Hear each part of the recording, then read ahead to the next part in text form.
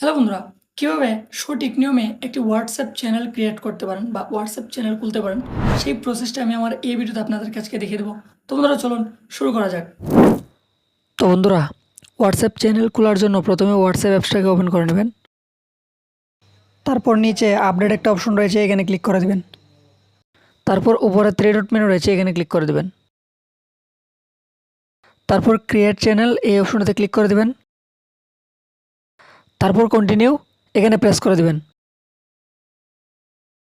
এখানে আপনার চ্যানেলের নামটা দিয়ে দেবেন। তো আমি একটা দিয়ে দিচ্ছি।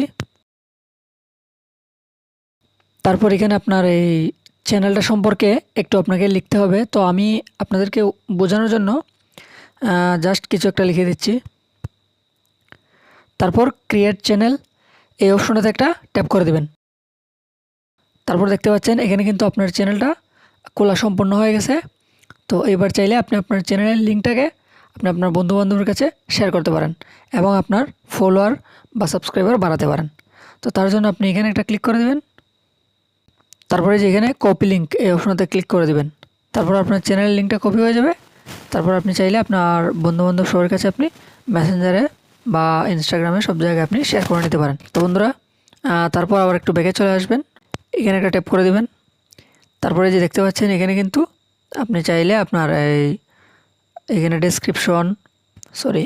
ডেসক্রিপশন চেঞ্জ করতে পারেন।